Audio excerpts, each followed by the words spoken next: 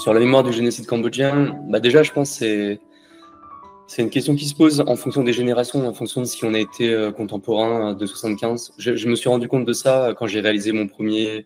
long métrage qui s'appelle Le Sommet d'Or, qui sera montré dans le programme, qui est un documentaire sur l'âge d'or du cinéma cambodgien avant les Khmers rouges des années 60-70. Et au moment, comme j'évoque, c'est pas un documentaire historique au sens où je raconte pas l'histoire dans le détail, ça s'intéresse surtout à la mémoire du cinéma, mais il fallait donner souvent, comme on fait, des cartons historiques au début. Et il y a eu beaucoup de débats à l'époque, donc quand je montais le film, c'était en 2011, parce que soit j'en donnais pas assez, et certains des spectateurs qui regardaient le film en projo-test ne comprenaient rien parce qu'ils n'avaient pas le contexte, ils connaissaient pas du tout le génocide cambodgien, en tout cas pas dans le détail, et certains, quand je mettais trop de cartons, le prenaient mal en disant mais tu me prends pour des idiots, on sait bien ce que ça. Et en fait, je me rendais compte qu'il y avait un gap générationnel, puisqu'en fait, ceux qui me disaient on connaît bien ce que c'est qu'en fait, ils avaient 20 ans en 75 ou 15 ans en 75 et qu'ils avaient suivi les actualités. Donc, je pense qu'il y a déjà un gap générationnel entre ceux qui ont vécu et ceux qui ont été contemporains. Mais je parle là des gens en France, évidemment, pour moi, j'en s'en rappelle. Mais même aujourd'hui, on peut le dire, ça fait 50 ans. Le souvenir, la connaissance du génocide cambodgien, de ce qui s'est exactement passé, est très lacunaire. Il y a beaucoup d'ignorance et je pense qu'effectivement, c'était un moment à ne pas manquer, ce 50e anniversaire de commémoration du 17 avril, de cette date clé dans l'histoire du Cambodge. Et ça me semble très important de remettre en lumière l'histoire, ce qu'il s'est passé, de mettre en lumière les œuvres, les films qui ont parlé de ça. Je pense que l'initiative de faire un programme de films dédié à la mémoire du génocide cambodgien, mais aussi au Cambodge contemporain, c'est quelque chose de très important à pouvoir partager aujourd'hui.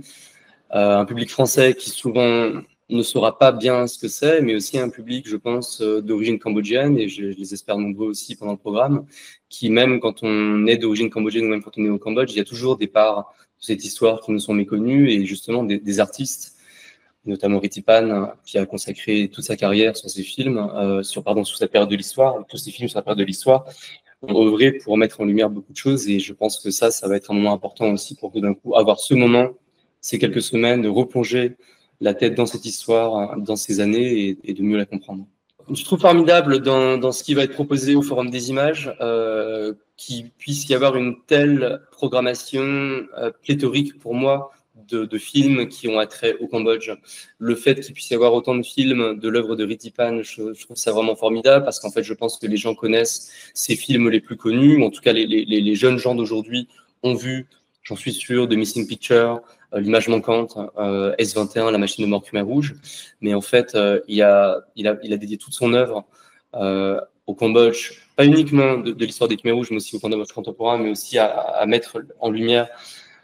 la vérité de ce qu'a été le génocide. Et je pense qu'il y a avoir une rétrospective de son travail et qu'un public jeune et moins jeune, français, franco-cambodgien, asiatique, non asiatique, puisse voir ça sur un temps resserré, va être un moment très important. Mais je suis aussi très content qu'on puisse montrer aussi les voix de cinéastes cambodgiens de ma génération,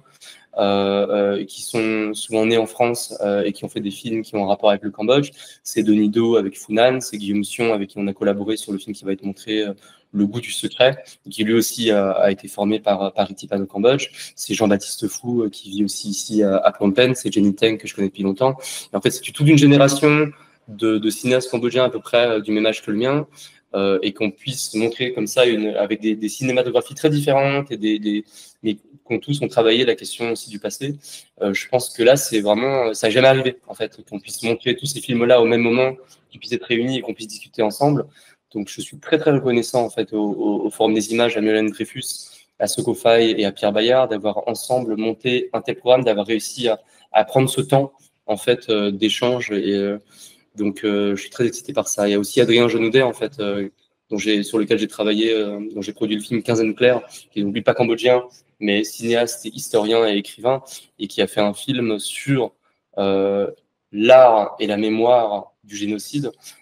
qui pour moi est un film aussi exemplaire et qui touche sur des questions esthétiques rarement abordées. Donc, que tous ces films-là puissent être montrés en même temps, c'est vraiment génial.